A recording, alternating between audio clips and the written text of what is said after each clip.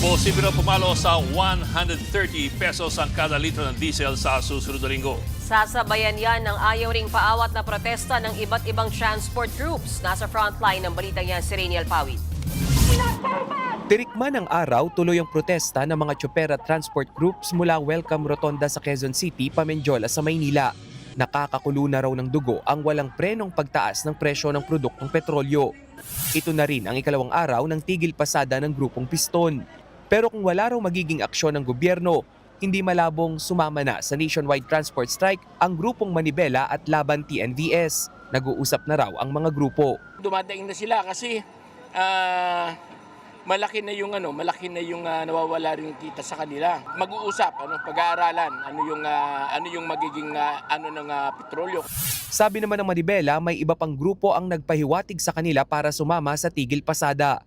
Baka hindi natin alam kung bukas, kasi marami kahit mga nasa kooperatiba at mga ibang samahan po ay nagsabi na sa atin na kung kami ay ang Manibela ay magkakasal ng isang transport strike ay sasabay daw po sila at sasama. Ayon sa ilang industry sources, posibleng nasa 13 hanggang 14 pesos and 50 centavos ang iaakyat ng presyo sa kada litro ng diesel sa susunod na linggo. Halos 8 pesos naman sa gasolina. Kung matutuloy, papalo na sa lampas 130 pesos ang per liter ng diesel. Ang mga apektadong tsoper wala na raw kita, unti-unti pang nababaon sa utang. Umaasa kami sa Bombay, mangungutang ng 5-6. Marami rin sa mga bumabiyahing tsoper hindi na makuhang kumain ng 3 beses sa higit 15 oras na pamamasada. Banana Q, yun na lang, at saka tubig. Kung manghihina kami, kawawa yung pamilya namin. Pero yung gobyerno, ewan ko kung anong iniisip niya.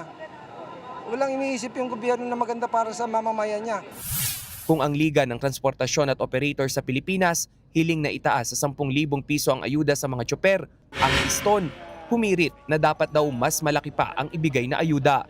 Sa atin, hindi dapat, hindi ganun kaliit pag tinignan natin. Marahil, pag inano mo nga, hindi dapat may higit pa sa 10,000 yan dahil doon sa laki nung nawala.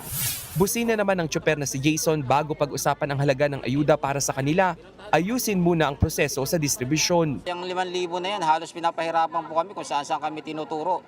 Meron sa LGU, sa City Hall, sabi naman ng City Hall, nangihingi pa ng voter's ID. Sabi naman ng DSWD, lisensya lang at kung ruta kung saan certified ka ng asosasyon. Una nang sinabi ng DSWD na driver's license at photocopy lang nito ang kailangan para sa ayuda. Nagbabalita mula sa Frontline, Rainiel Pawid, News 5.